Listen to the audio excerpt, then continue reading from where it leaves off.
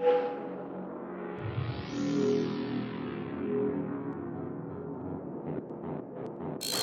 are you doing? Happy New Year. Happy New Year to you as well.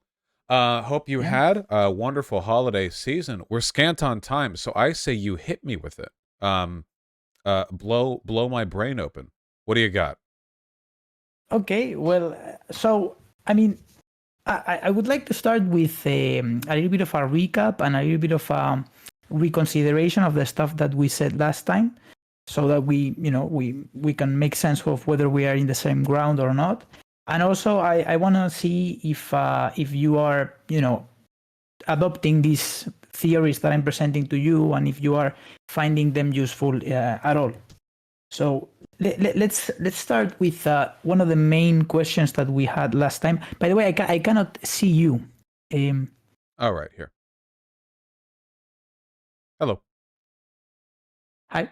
It makes it easier for me to talk if I'm talking to like your video and not to mine alone. So okay.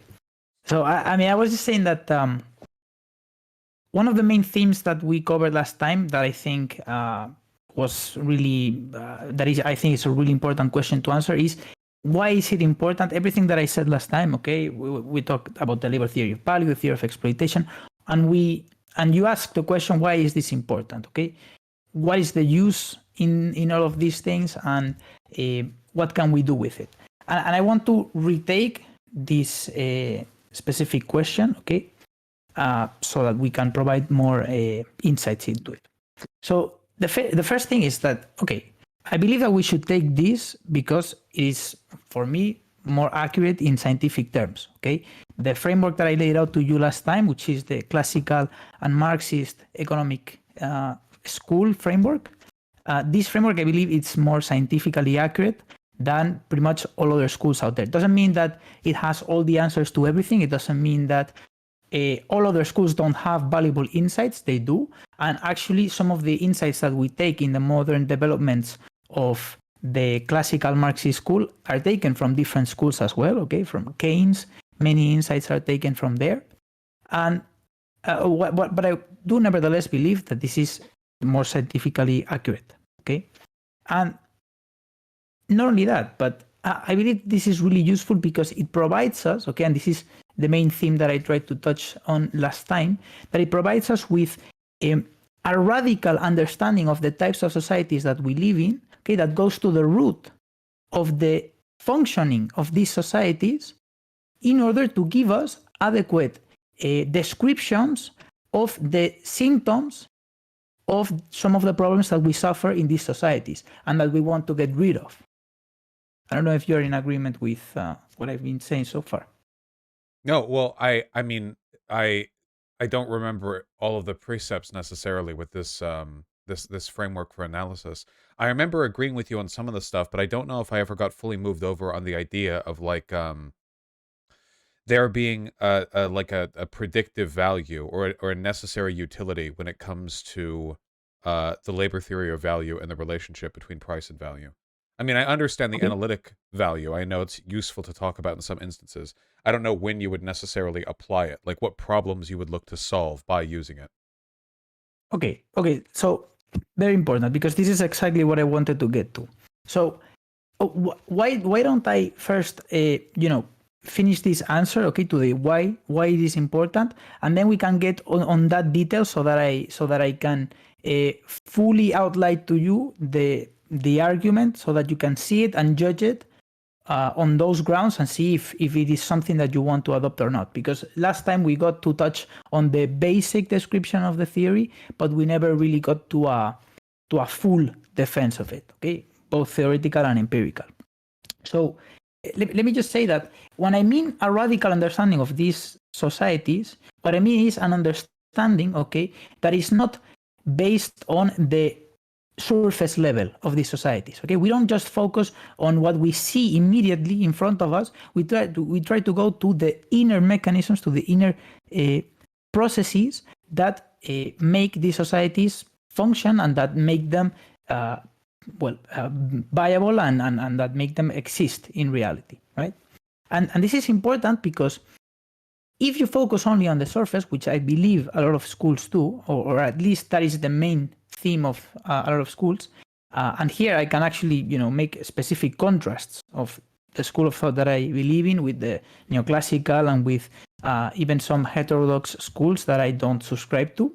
But if we don't look to those specific questions, and if we don't give answers like the ones that we give, we are going to be led to a poor understanding of our societies, and therefore we're going to be led to poor policy decisions and to poor political takes. Okay, and just to make it clear, one of the main things that I think it's really important to understand in our school is that we view capitalism not from an ideal standpoint. We don't start from the world of perfection, of perfect competition, from the world of hyper-rational agents that are all-knowing, that maximize their utilities, which is what happens in neoclassical economics. We start from what we can see immediately in front of us, and we try to give, as I was saying, those internal explanations. And this makes our approach, better at understanding the conflicts and the crises that we see in reality. Because if you start from the premise that, like neoclassical economics do, that there is this thing called perfect competition where firms are passive, they are price takers, where consumers are maximizing their utility, and where Pareto optimal solutions are achieved, then there doesn't seem to be any conflict there. You're just working at the level of exchange, and everyone seems to be better off. And therefore, your policy solution is we need more markets, not less.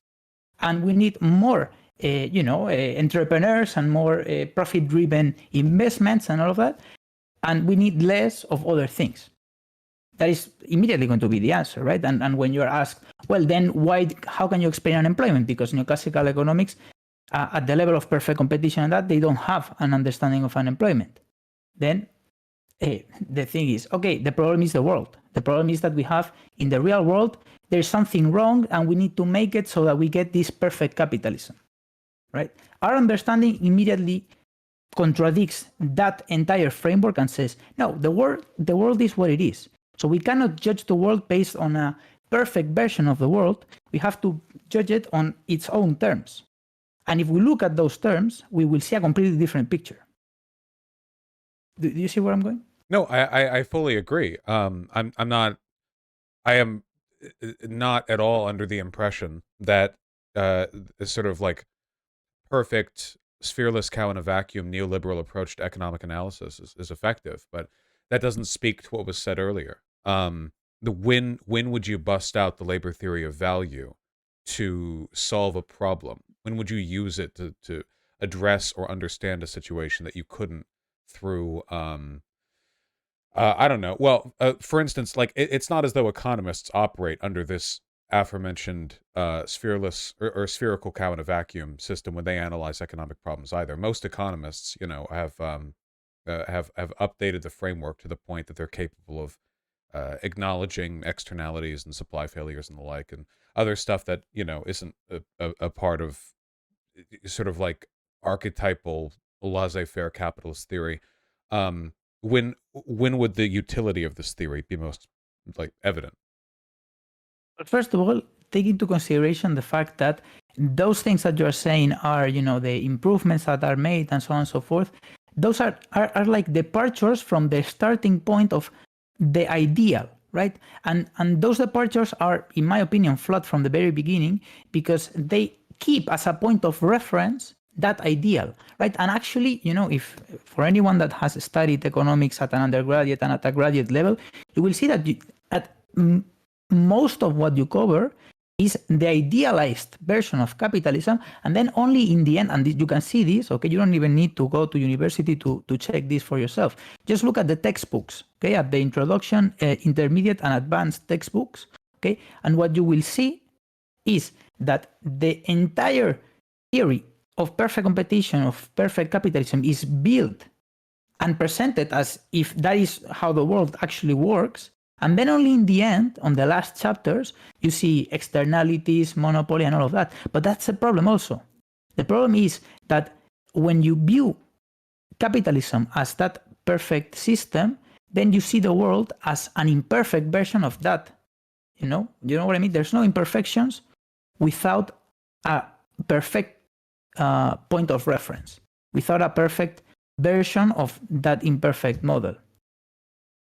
And what this means, okay, is that you are tied all the time to that version. What we need in order to have a radical understanding, and let me show you how this applies, okay, to concrete theoretical and policy things. Okay, let me show you first. But the main insight, okay, here is that if you tie yourself constantly to that perfect vision, you are not being really revolutionary. Okay, revolution. So, in philosophical terms, what being a revolutionary really means, okay, is not changing the details in the surface of an already built system. Is bringing about something that doesn't allow you to view the system as you did before. That is what a revolution. What is what a revolutionary thinker, what a revolutionary proposal really does. Right? It goes beyond that framework to the point where you can no longer come back. Do you agree with that? At least in the principle of that. I'm not really sure. I think it's possible to keep the same framework while radically reshuffling the descriptive terms within it. I don't know if you would need to like it depending on the principles by which you sort of like build these systems. The difference between the way in which you choose to analyze it, I don't know how much that necessarily reflects on the on how radical or how transformative that system is. I mean, my goal isn't to be radically to be economically radical, right? That's just kind of like a second order thing from the goal of being economically democratic. If it turned out that economic democracy could function well within systems that are already kind of like an understood paradigm, like economic frameworks that are already generally accepted, that would actually make things a lot easier, because it means that you could achieve those democratic pathways for our economy without needing to like reinvent the wheel. So, which is why I'm always kind of tentative when it comes to alternate models for understanding these systems, because it's one thing with political theory, rebuilding the economy from the ground up is a pretty mighty task, and I would really need to know like what value you gain from the LTV theory that would make it worthwhile. Yeah, absolutely. So first of all, it's not just the LTV. Okay, the LTV is one of the foundational blocks of a more complex system. Okay, so it's not everything doesn't get reduced to that, but it's nevertheless an important thing. So and we are gonna go over that. But the thing is, let me show you one example where this point that I was making becomes concrete. Okay, so take an actual Marxist. Okay, take a Marxist like Richard Wolff, okay, which you probably know. Yeah, of course. So he belongs to a strand of Marxism, okay, and he's like oscillating back and forth. I don't think he really has a really concrete standing on this point, but at least from what he says, okay, publicly and in debates and in his lessons, you can see him defending a version of Marxism that is what I like to call like monopoly Marxism, okay, which is actually something that was extended and was something that was really popularized by Lenin himself. So this is not something that is like in some like corner. This is like central to a lot of Marxist theories today, and this is something that I am antithetic, so that I don't believe is the case. So this version of capitalism starts, okay, takes as a point of reference, whether consciously or not, the perfect version of capitalism that I was talking about. But it says, okay, yes, it gives the argument to the neoclassicals. It tells them, yes, maybe you are correct about all of these things about perfect competition and all that, but you know what the problem is? The problem is that in reality, capitalism is imperfect. And capitalism gives rise to monopolies. And monopolies are really what control the underlying troublesome social phenomena that we observe and that we suffer. One of these examples is inflation.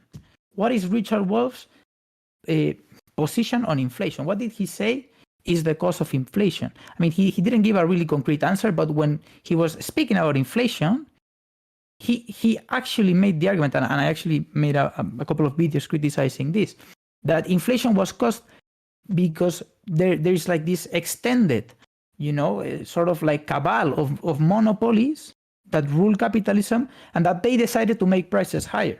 So this is an answer to a problem, to a symptom, okay, that is then the answer. Okay, so the answer is then, how can we correct this? And Richard Wolff here could easily be in agreement with a neoclassical economist saying, okay, well, if the problem is monopoly, then let's regulate against monopolies. And then Richard Wolff would say, no, because capitalism naturally produces monopolies.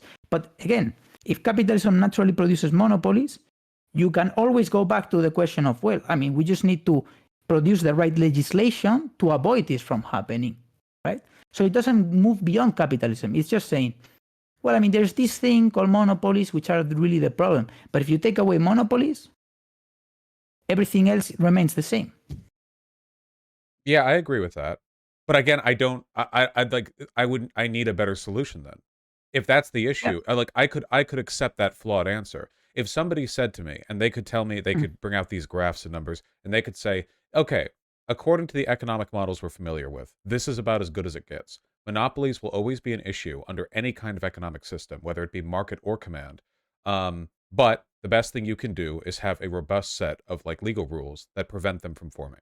It's not perfect. It's always going to be like a kind of internal competition thing. There will always be a danger of the laws failing or of them going overboard, but that's the best we could do. If somebody told me that, I wouldn't necessarily disbelieve that. And I would need a lot of convincing that there was any, like, I guess utopian is the wrong word, but it feels like almost idyllic that you could construct a system that would not naturally contain the antagonisms that create the problems within capitalism. Maybe you can alleviate some, but I feel like there will always be a good number present. Of course, there's always going to be problems to deal with, but I'm at an earlier stage than that. Okay, I'm not proposing yet a solution to these problems. I'm proposing a theoretical framework that allows us to diagnose properly the problems, because a part of what, curing an illness, a big part of what that means is properly identifying that illness, right? And if your theory so there's an illness, inflation, which reduces the purchasing power of households, which is a problem because then their welfare is diminished. So that is the problem. Now, what is our identification of the causes of that problem? Well, if you ask a Marxist that belongs to this tradition of monopoly Marxism, then they would tell you, well, the problem is monopolies. But that doesn't stop a neoclassical from saying, well, if the problem is monopolies, let's just regulate against monopolies and keep the capitalist system as it is, right? Let's get to more capitalism. In fact, some of them would say, yes, monopolies are caused because of the state. And then you get to anarcho-capitalism, right? So this is really the key thing. Now, my theory proposes that inflation is not actually caused by this like detail in the surface of capitalism, these monopolies, which actually the empirical evidence doesn't agree with this type of thinking, right? There's a lot of theories on administered prices and all of that, which are by the data, okay, shown not to be accurate reflectors of the real world. Okay, so monopolies don't actually have the power that a lot of these people say that they have, and actually they don't have the power to produce inflation at the macroeconomy, right? So this is, from my standpoint and from the empirical evidence, ludicrous. Okay, you cannot really say that this is the case. So then the question is, what is a better diagnose of the problem? And this is the one that I provide with the framework of the classical Marxist political economy, which one of the building blocks of which is the labor theory of value. And how do you get from the labor theory of value to inflation? Well, I mean, theoretically, that's a really, I mean, you can write thousands of pages, okay, on this link, okay, but I need you first to understand that this is what I'm trying to do, right? No, I understand that, but don't you feel that existing models do a fairly decent job of explaining why we experience inflation? obviously they don't have flawless predictive power. No one can see the future, but I feel like the system that we live in is fairly well accounted for by the analysts we live with. Um, that's not to say that mistakes aren't made, but even if you take stuff like the 2008 housing crisis, right? It's not as though economists weren't pointing out that this was an issue. It's just that they don't have the power to snap their fingers and prevent all the subprime mortgage loans from taking place. Exactly. Many didn't see this problem actually, and there are many books that have been written by orthodox economists. You don't even need to go to the heterodox ones. Many books from the orthodox economists admitting that most of them weren't seeing this coming because they were working on assumptions, they were working on models that didn't take into account the details that other economists were taking into account. But what I'm not saying that we can there are account no. for it in our system, right? Like right now, But what you is could your ask. system? This is the thing. I guess like when I say our Because you're system, talking with you're talking with a person that knows what the different schools of economic thinking say about these types of things, that works in a bank where a lot of forecasts are done on many things, and that actually understands how these models are built and how they're used. So I need you to give me like, where exactly do you think that the answer is? Because there's this thing that I really don't like that a lot of people do, is they point to this concept of modern economics, and this is like a really abstract concept that doesn't encompass any specific things. It's just like, well, modern economists understand this and that, but which economists? Because economics, as I was saying the other day, is not a soft science, and there's no consensus on pretty much anything. yeah, I don't think there can be a consensus. But these are systems and problems that can be understood within, I guess, a neoclassical framework. Or to say there are non-Marxist economists who can talk about inflation and the housing crisis and what caused these issues. I don't know Of course. exactly what subsets of which economic theories would be best at approaching them, but it seems like there is a lot of descriptive utility within the systems we already have.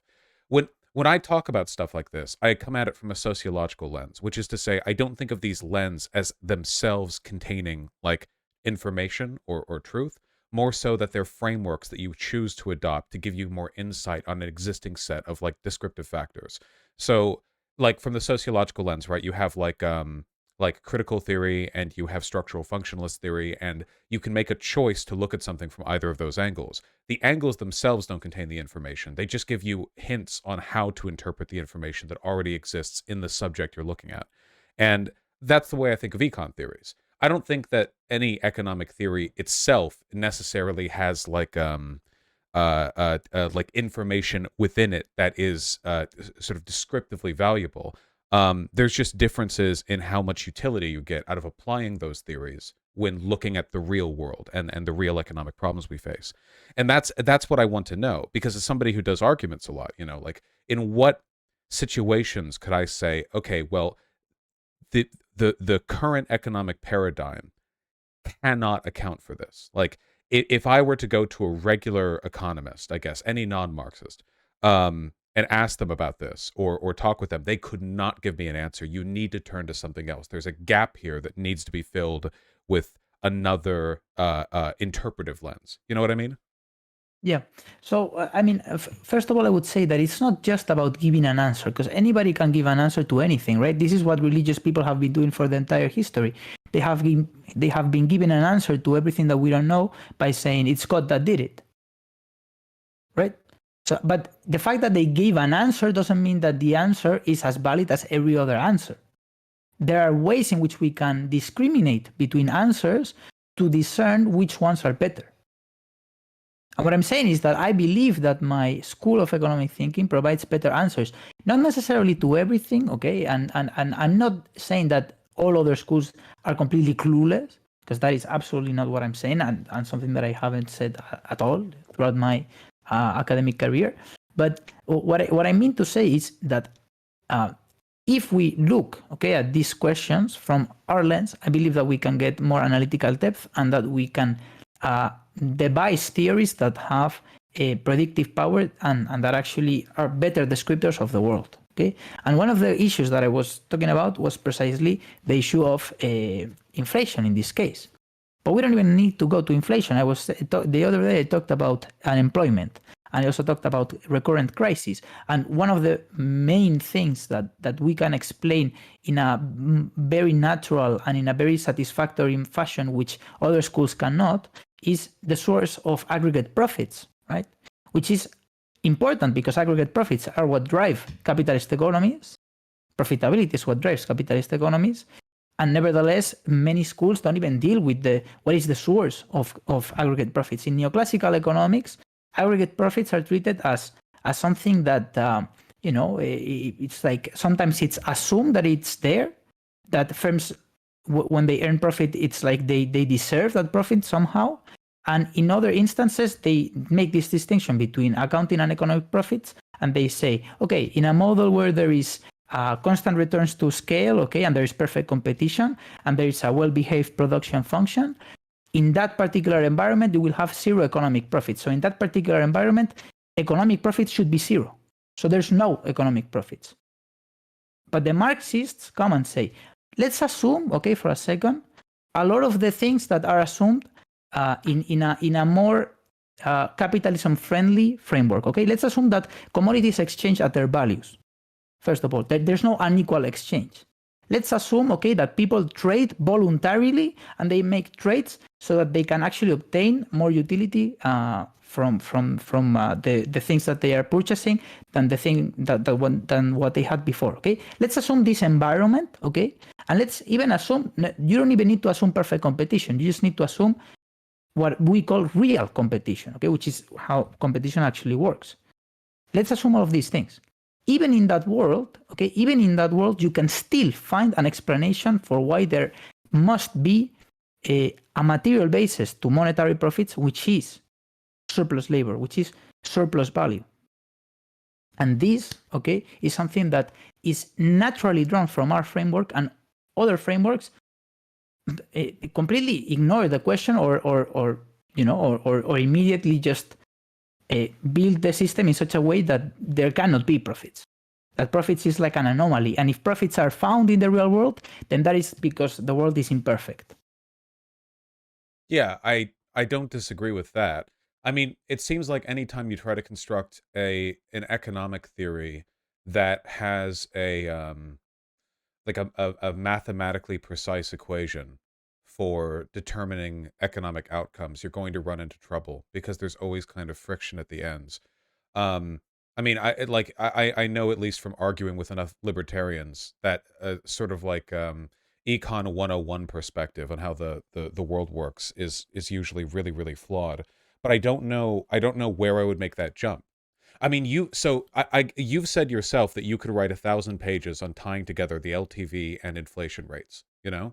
I could never read those 1,000 pages and then regurgitate them in the context of a disagreement that I'm having with some capitalist or whatever.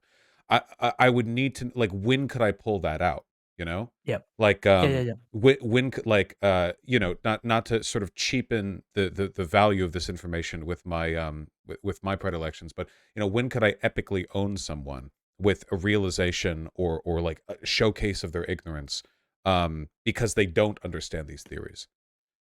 I mean, your question is completely valid. So like, and actually your question is really what Marx, in my opinion, failed to do in Capital, right? And his purpose was to write a book, okay, that was going to explain everything, and that was going to be so radical, and that was going to be so politically powerful that when the people read it, they would immediately see the problem with capitalist societies, and they will immediately produce a revolution. Right? This was like the task. Writing something that would immediately, when people read it, click in them and would say, yes, we need a revolution. What's the problem? That what he wrote was very far from that. Now, it's beautiful writing, don't get me wrong, okay, especially volume 1, because it's the only one that he actually got to publish himself. Okay, it's beautifully written, and it has a lot of references, and it has, a very detailed explanations of countless economic phenomena that still apply to this day. But nevertheless, it is unintelligible to anybody that doesn't have, the kind of education that Marx had, which is a very privileged education. So your question is really important, and it is something that let me see if that I've been thinking a lot, okay, how we can do this, and my videos, a lot of the times I go into very, very minute details, which can, turn our attention away the main picture, okay, the big picture. But what I want to do, so something that I really work to do is exactly to be able to do exactly what you are asking me to do. So let's see if I can do it here. Okay, so you're in a debate, okay, and you're talking about inflation. Mm-hmm. And somebody says, okay, the typical thing, okay, well, inflation is just, I mean, you don't even need to go to like the Richard Wolff answer, okay, let's just go to like a very common argument that you hear from the right a lot, right? Inflation is caused by states printing money. The problem is that states print money, and because, okay, there's this thing called the quantity theory of money. If you print money beyond the amount of goods and services, so beyond what is needed, okay, to exchange a certain amount of goods and services at a certain velocity of money, then you're going to get inflation, right? There's an equation that nobody actually disputes. Marx accepts this equation that is in this. Only the thing is that he reverses, in a sense, the causality. And let me explain why. But the main thing is, the right-wing argument normally is the problem is the state, right? And what we need to do is not print money. And then you have, okay, a Keynesian answer, which is, well, yes. The Keynesian answer is, I mean, yes, you can get inflation if you print money, but only if you're working at a level of output that it's at full employment, right? So the argument is, you can always stimulate the economy by printing more money, so long as you don't get to full employment. Because the moment you get to full employment, if you stimulate the economy more by printing more money, then you're going to get inflation. What the neoclassical argument does, okay, in Friedman, for example, which is the theoretical reference of all of these people, what Friedman does is he assumes that capitalist economies always operate at the level of output that is at full employment. Do you follow what I'm saying? Yeah, and that's obviously incorrect. Whatever conclusion you have to come to with so inflation seems to be the default state of all economies at all times, with rare exceptions. Like deflationary economies are really, really, really uncommon. That seems to be like a really niche thing. And governments always have to print money because, if nothing else, they have to replace damaged currency in the market. Also, the population increases, usually, with time, and you have to accommodate that as well. And the government needs to print money because that kind of like lubricates the gears and cogs and wheels of the systems of distribution they have for that cash, and their ability to make loans, blah blah blah. So whatever argument you'd have to make about inflation, it would have to arrive at the conclusion that it's kind of like the natural outcome of a modern functioning economy, because otherwise you couldn't explain the fact that seems to be what's happening 99% of the time. Exactly. Right, yeah, so that outcome can't be correct. The idea that... But notice that this is with modern fiat currency, right? Because before we had the golden standard, with the gold standard, right, there wasn't this massive inflation that we see today. Actually, if you look at the data on inflation, it's like very constant. And then at some point, wow, you have a level shift. But actually, not even a level shift. It just goes up exponentially. What was... specifically at that time. So you need a theory of inflation with modern fiat currency. Yeah, okay, before we went on the gold standard, hold on. If I Google average inflation rate for the past 100 years, I get from 1960 to 2021. Obviously, they're not counting before fiat currency. I don't know what inflation was like before then. Inflation during gold. I actually have no idea. I have no idea. I can actually, I could pull out the graph for that you want to look at. The problem is that you don't need to. I got it. Holy shit! Between 1880 and 1914, the period when the U.S. was on the classical gold standard, inflation averaged 0.1% per year. Wow. Okay. Yeah, that's yeah. I mean, obviously, if you have like a sudden boom in the amount of gold in your economy, you would have an uptick. But that seems like a lot of stability, like by default. Okay. Yeah. Sorry. Continue. Yeah, so then we have two contending theories, right, in this regard, which is one that is the neoclassical that says, well, I mean, inflation shouldn't be the case. You shouldn't get inflation. The reason why you get inflation is because there is this thing called the state that is constantly printing money. Basically, that's the answer. Yeah. Right. And what is the solution? Well, I mean, the state doesn't have to print money, and that's it. And then comes the Keynesian, which at the time was a radical answer, but in my opinion, it's not really that radical, not that revolutionary of an answer, which is, okay, so the state can certainly produce inflation by printing money, but it can only do so if the economy is assumed to be at full employment. What if the economy is not assumed to be at full employment, which is what happens most of the time? Well, in that case, the government can stimulate the economy by printing money and not get inflation. And for a time, this was actually the policy.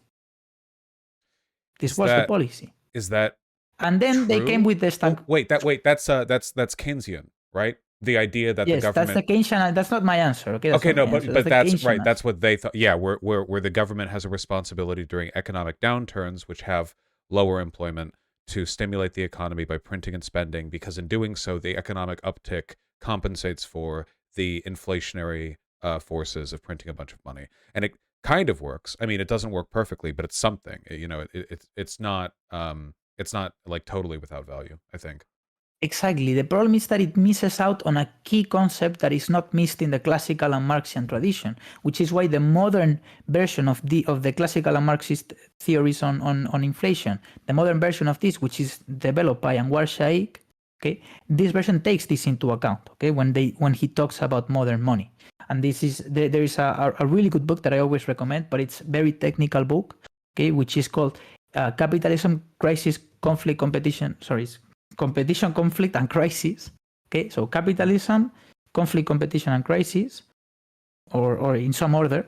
That is that was published in 2016. Okay, and in this book, there is an entire description of all of these processes that I'm laying out. Okay, and one of the chapters is dedicated towards the theory of the modern classical and Marxian theory of inflation with the current version of fiat currency, right? And the key thing that is missed in the Keynesian tradition, at least in that version of the Keynesian tradition of Keynes and of the latter Keynesians, that is something that is then developed with the Phillips curve and all that. The key thing that is missed, that is added by this, is the role of profitability, as I was saying the other day, the role of profitability in the regulation of economic patterns. So let's remember, the Keynesian answer is, there is such thing as a full employment level of output, and once we reach that, if we keep printing money, then we get inflation. What is the problem? That this was met with empirical failure during the stagflation crisis, because you had unemployment, okay, rising at the same time as inflation was rising, which is something that was not predicted by this particular argument, by the Keynesian argument that was then, which Keynes was not, Keynes didn't propose the Phillips curve, okay, so this was proposed by a different economist, but nevertheless, he takes more or less the logic. And Anwar Shaikh, for example, argues that Keynes is moving more towards a different theory than the one that was later proposed as the Keynesian theory, but that is besides the point. The thing is that both of these schools, the Keynesian and the neoclassical, are working under this assumption of the perfect world where there is indeed full employment. This is what I was saying. They both take as a reference this world. One assumes that the real world is a good reflector. Sorry. One says that yes, that the real world accurately reflects that ideal, so that the ideal is a good model of the real, and the other says, well, the real is not a very good model, but we can try to get the real closer to the ideal by doing this, by printing money. What does my theory, which you can formalize it with a lot of mathematics and certainly that is done in the book, okay, but we don't need to do that here.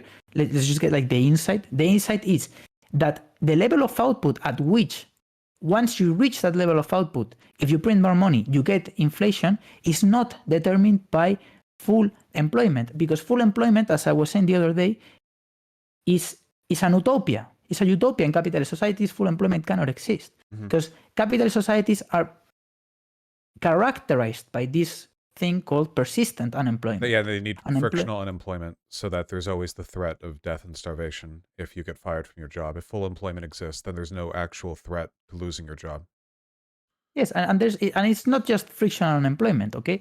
It can be all types of unemployment. The thing is that capitalism always has unemployment. And it's always a combination of frictional, cyclical, and all types of, and structural unemployment. So there are all types of unemployment, all of them are combined, okay? But there's always unemployment. And this is a natural outcome of capitalism. It's not a deviation from some ideal world, it's how capitalist societies actually work. They naturally produce this because of the conflict that I was talking about the other day between capital and labor.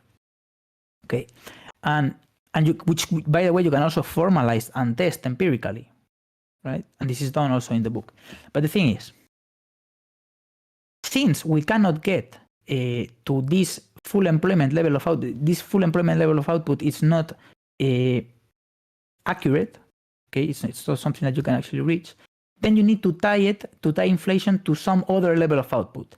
And what is that?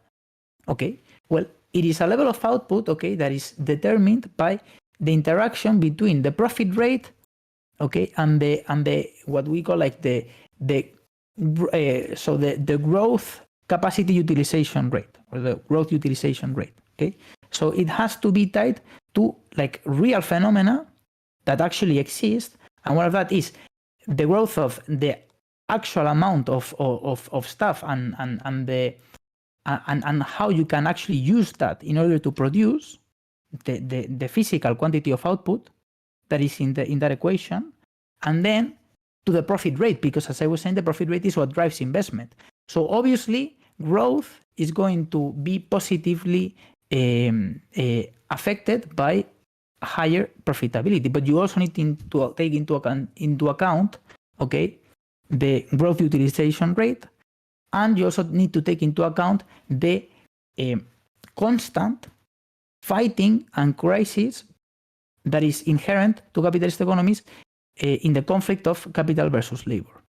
And if you take all of these things into account, you tie, okay, the level of output once you reach it, you get, if you keep printing money, you get inflation, to a level of output that is determined by the insight by profitability. Is there any data? This is a simplified version. Is there any data on the reliability of that model? Indeed, there is data, and actually, what we can show is that we can explain modern, movements in inflation ever since the time we got the time we got the modern version of fiat currency with this theory. Okay, so in this book that I'm talking about, and in the tradition that I'm working with, every theory is always at least in principle. Okay, we always try to tie it to some empirical findings. Okay, we always try to give empirical evidence in its support, and this is why I always suggest that you go and read this particular book, because in this book it's like it's like the textbook where all of these things are gathered, and where the empirical evidence is contrasted to the theoretical models. And what you can see is that the data is well described, okay, by this particular theory in all its complexity, okay, because what I gave you right now, it's the simplified, okay, non-formalized version of the argument. Yeah. And this is really the and so how can you use this in a debate? That'd be my question. Yeah, like to what extent could we? So in terms of using like the profitability model as a way of gauging when the creation of more currency would cause inflation. Obviously, I would need to see like specific empirical data on the predictability of that model. But assuming, because I can't review charts right now, assuming that is the case, moving forward from that, like it would be, go back 2 years. In America, COVID, there was child tax credit and stimulus payments given for COVID, A lot of people say that those payments contributed to inflation. That we're having an inflation boom right now because we printed a lot of money and spent it on those payments, you know. But if I were to argue with someone who believes we should never do government handouts, you know, okay, well, actually, this is how you can prevent inflation. You need to look at this, not that, you know. What would the counter argument be, or how could I put that to them, you know? Mm-hmm. Mm-hmm. Well, I mean, so this is the key thing, which is that the answer, okay, as with my original proposal of a radical system of thought, may not necessarily be, okay, the answer that you are seeking may not necessarily lie within the context of capitalist societies. Because notice that what I'm saying is that economic growth is positively affected by profitability, right? So what this means is that one of the mechanisms by which you can reduce inflation is by increasing profitability. That way you increase output, and therefore the money that you print doesn't produce that inflation, according to the equation of the quantity theory of money. Right? Yeah, as long as it was so then the answer predictably valid. Actually, so then the answer is not, so this is the problem with moving from what we call positive economics to normative economics, right? This is the key problem, is that in order to get to the normative version of economics, you need to have a moral compass. You need to have a moral system of moral thought that can move you there. Okay, this is the classical distinction between descriptive and normative statements. Okay, we're not reinventing the wheel here. It's the same, but only applied to economics. Right. And the thing is, we just gave a description, okay, which is, okay, so inflation comes about from the augmentation of the money supply in excess from what will give you the level of output that is natural in an economy, given a certain profit rate and a certain growth utilization rate and all of that. Okay? And a certain division of labor and all of that. So then you have a description, but you don't necessarily have a moral answer to that, to the question of what should we do? Because if you ask me, what we should do is we should try to move to a system where this is not the case, where where we don't have to make this trade-off.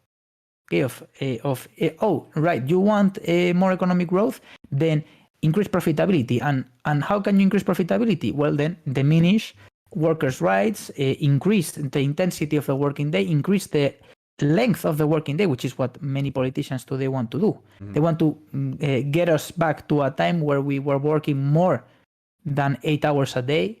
And you see this like in people like Elon Musk, for example, praising Chinese workers for being very obedient and for working very long hours for very little pay.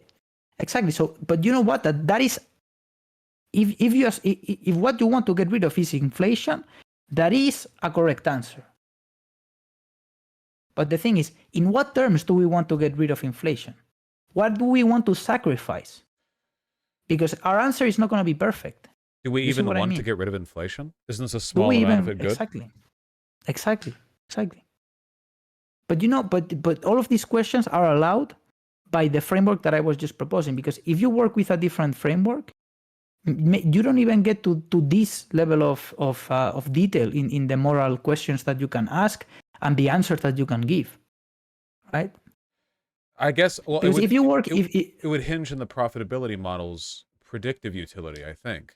Because I feel like a lot of this stuff can have its bases covered by more hegemonically accepted economic theorists. I just don't know where the edge case would be that one is more. I mean, it would come down to like the predictive ability, I think. Unfortunately, stuff like that requires not only a familiarity with the data, but the ability to parse it, which might take a bit of legwork on my part. But if it can be useful in that respect. I mean, I'm still not entirely sure I even have a full understanding of what profitability means in the context of, this economic analytical structure.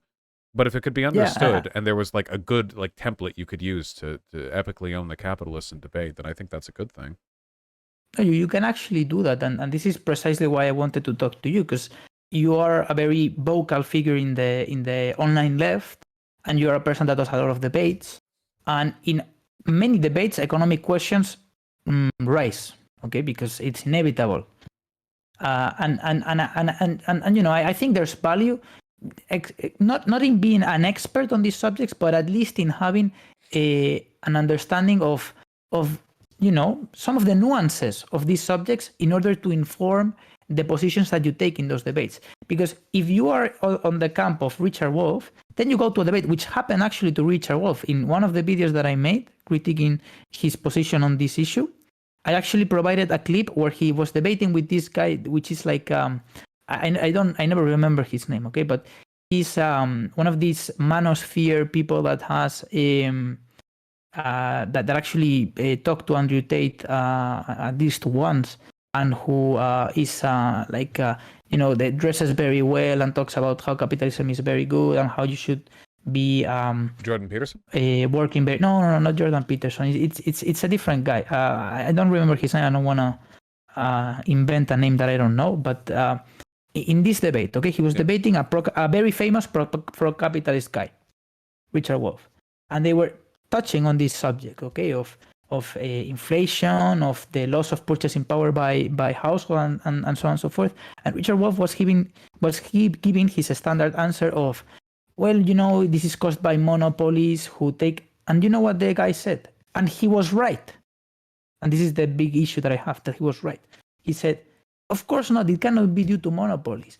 You know, monopolies don't have that amount of power, because in capitalist economies, competition always ensures that whatever market barriers you produced for yourself will inevitably be eroded. And he was saying, you know, for example, Amazon is scared, okay, of Walmart and of all other companies that are competing with Amazon. And if you read the business literature, if you study business, which a lot of the times business people have a better understanding of economics than economists, and this is why I'm doing an MBA, business people will always tell you this, that no matter how much you believe that you have created the right conditions for you to become like the, you know, the monopolist of a given market, you are always under threat, because competition always, in the long run, ends up eroding this, especially in a world where monopolies and oligopolies and all that are so criminalized. Because, again, back in the day, it was believed that the problem was monopolies. And sure, monopolies give rise to a lot of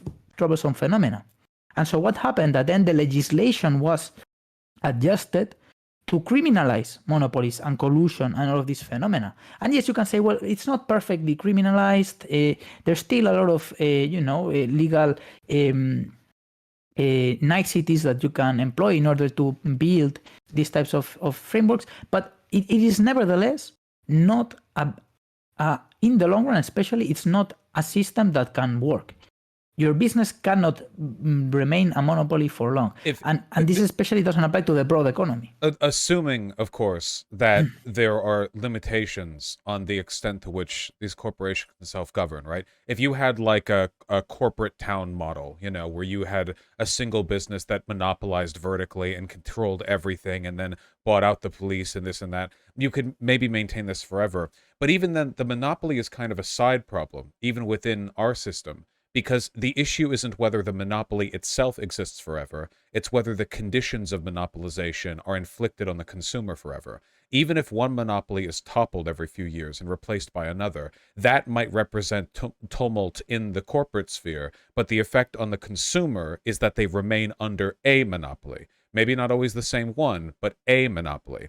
Disney is at the top of the game right now in media. Maybe one day they get bought out or they collapse and get reassembled into some other, you know, that's all very interesting to the people making money up top, but the effect downstream is that there's one company controlling what you experience and what you consume, no matter what that company actually is. And I think, you know, the interchangeability of those companies is kind of like a recurring theme of monopoly. If you take a look at like, okay, well, you know, we're the new bosses, don't expect much to change. But this is another problem, a theoretical problem actually, which is that because in perfect competition, it is assumed that businesses are infinitesimally small, so much so that they cannot influence, and they are all the same. so much so that they cannot influence at all the conditions of the market, because in perfect competition prices are given, which gives rise to a contradiction. Because if all businesses are all knowing and they all know that they are infinitesimally small, so individually they don't have a power, but they all know that they are all the same, then that doesn't stop them from collectively behaving in such a way that they do this particular thing of like jacking up prices or whatever. So this is like just like a theoretical contradiction in that particular version. But aside from that, the thing is, in the perfect competition model, businesses are infinitesimally small. So if you go to the world and you see that businesses are not infinitesimally small, which is not even well defined, what does it mean to be infinitesimally small? Okay, doesn't mean anything. But just assume, like, since businesses are not like that, then what you see is monopolies everywhere. You start to see monopolies everywhere. You start to see where market shares are more concentrated, you start to see monopolies. But one of the key insights of Marx and of the classical economists is that market concentration is not necessarily a good measure of the degree of monopolization, that's a mouthful, of a market. Because you can, even in a market, and these Austrian economists actually understand this very well. Okay, I had a course with a very famous Austrian economist in NYU called Mario Rizzo, who teaches many courses where he gives a very Austrian perspective, and he was making this argument precisely to argue against that kind of leftists, okay, like Richard Wolff, that say, well, because there's only two businesses, then that means that there's no competition. Well, Marx would very strongly disagree with that. Even in a market where there is a lot of market concentration, you still can have a lot of competition, and this goes back to the problem. Like, I work in a very large bank, and if like, people might say, well, this is a very established bank. Obviously, they don't have to worry. They can just set interest rates at whatever level they want. No, you know that the amount of resources that are from the bank itself invested on competing against our very big rivals as well, like Santander and that, immense amounts of investment are precisely directed, and a lot of the efforts that we as workers of the bank have to think about is, how can we compete? What do the customers want? How can we compete? So then the problem is clearly not there. It's clearly not in the monopoly, because in the concentration of market shares, the problem is in a different thing. But again, if you are a leftist and you want to criticize capitalist economies and you want to criticize them by the phenomena that we actually observe, but you take as a point, as I was saying at the beginning, you take as a point of reference the perfect ideal version of capitalism where businesses are infinitesimally small, then your only critique is going to be, well, businesses are not infinitesimally small, and therefore this is the reason why we have all of these problems. But if you take a radical approach, to a revolutionary approach to this question, you will get a different answer, which will be, yes, businesses are indeed very large, but that doesn't mean that there's no competition. And within the framework of real competition, of actual existing competition, we can still give answers to all of those questions that we ask ourselves. Why is there inflation? Why is there unemployment? And this is really the importance of the economic framework that I defend. I think I'd have to do some reading on it. I think the issue so the problem here is that everything here is so well beyond the scope of the kinds of conversations that I have. I feel like I would need to how do you say it? To understand something might take a given amount of time. To understand something well enough that you can snappily iterate on that knowledge and talk about it in a casual setting. The knowledge to deliver information casually is more than the knowledge of the information itself. I think I would need to read up on stuff. Would you are there a couple of, not books, maybe articles that you could email me that I could use to sort of continue my education on this? For sure. Actually, I can also email you if you are more interested in audiovisual content. I can also send you lectures by Anwar Shaikh and other different interviews and videos where you can find those points in a manner that you don't have to like read a very long paper or anything in order to get to that jokes aside, information. I am a pretty fast reader, but either or works. In fact, I'd like I can both. send you like all levels. I can send you like from huge economic manuscripts to short essays to videos, which are actually contain the same information but just delivered in different manners. Yeah, I want to go over it. I think it could be useful. The econ stuff I've always been the weakest on. And you know, It like could be good to know. one of the things that one of the approaches that I want to take here is I want to be like a how can I help guy. Okay, if you are having trouble understanding something, okay, about the economy or something that you think is related to the economy, and you want to get an answer that goes beyond, okay, just the perfect imperfect version of capitalism and beyond like the very ideologically driven conversations that are just centered around what I mean, should we just like change this little thing here and then this will make it work? If you want to get a better understanding and like from what I believe is a better understanding at least, you can always ask me. You can or people that there are plenty of people out there that have these opinions that you can also ask. But at least I want to take that approach of how can I help? Okay, if you're struggling with a problem and you think that it has to do with these types of questions, feel free always to let me know and we can chat about it and I can give you, because right now we just gave like an example of what an answer of the kind that I'm proposing would be in the case of inflation, right? This is just like a very minute example. What we could talk again. International trade. Why are there persistent trade imbalances between countries? This is a really important question for economic development, a very important question for understanding the dialectic of states, why states are in conflict with one another, and different economic theories have different answers. Some point all the blame to China because they have power to control certain economic variables. My answer is completely different from that. Doesn't give the blame to any given country, but rather gives the blame to a system and the internal functionings of that system. But we could also talk about economic crises. We could talk again profitability and many phenomena that are very useful in debates, okay, and that we can obviously within the scope of an hour not fully get a grasp at. That's why I spent like years studying all these things. I don't know if I have years to study it, but I definitely need to read up a little bit before I think I'm capable of parsing a lot of it. Yeah. No, I appreciate that very much. And I appreciated the conversation as well. It's not the type of content that I normally do, but that doesn't mean it's not valuable or interesting. I need to spend some time thinking about it. It's easy to give, I guess, kind of like answers on the econ stuff within a hegemonic framework that, like essentially like how do I take their logic but make it more progressive? But there are sort of like discursive limits to that.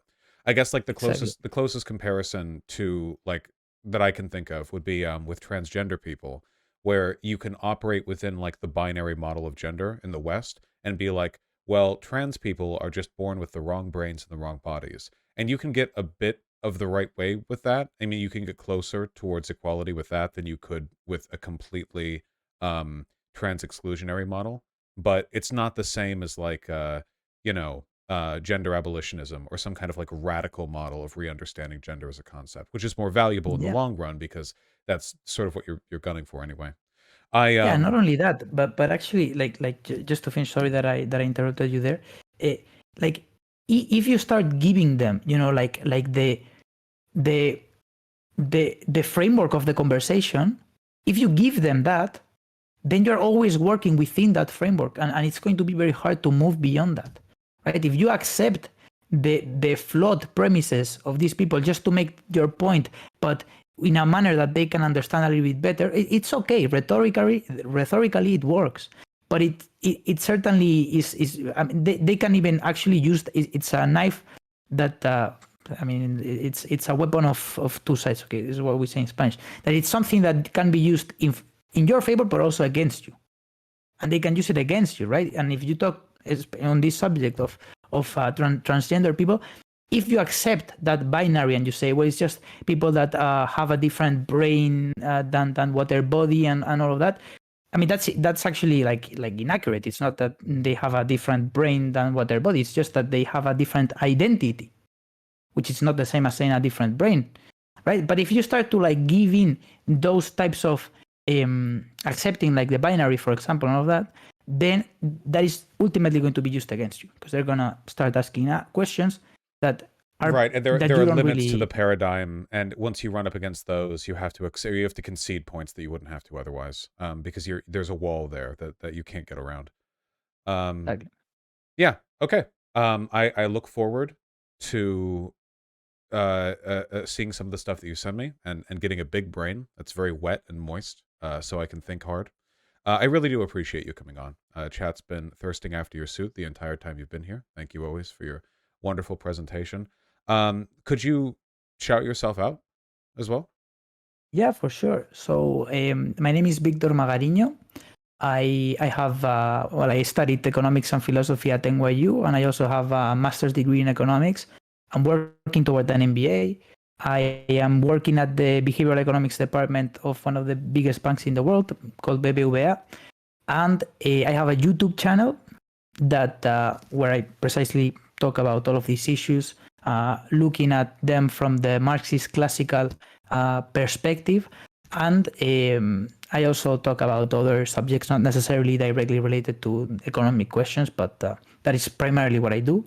And I am very happy always to entertain any questions, any contentions with my claims, especially if they are honest contentions. And I really appreciate also having this talk with you. I think that it's really valuable to have these kinds of conversations, and I think that you have a very open mind, which is something that I very very much value. And just the fact that you asked me to provide you with further reading, that only that just like gives a strong impression of that of like intellectual honesty and willingness to Don't give me change credit your yet. mind. Gotta And actually read it. yeah. No, but like again, like if you have any contentions or anything, you can always come back to me and say, well, this thing that you said, I think it's incorrect. And I can be shown to be incorrect. And if you show that to me, I will immediately change my mind. So this is not just like me changing your mind or whatever.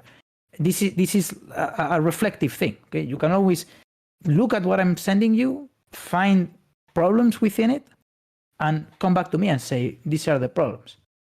You know what I mean? Okay, I'm going to learn enough so that I can epically own you in a debate. That's what I just heard you invite me to do, and that's what I'm going to do. Yeah, I mean, I'm just inviting you not to be close to that, which I think you're not, obviously. Obviously. But, It's been a delight to talk to you again. I once again apologize for the enormously long wait in the first part of our conversation. oh, no, absolutely. I mean, I think it was a good time for both of us to have more time to develop our thinking, ourselves also. I certainly grew a lot from the starting point of our initial It was a while. planning of the talk, and I'm certainly not offended or anything by it. I think it's completely natural, and I'm just really glad that we ended up having this conversation. So It was a delight. Thank you again, and have a wonderful night. yeah, for sure. Take care. Have a wonderful night.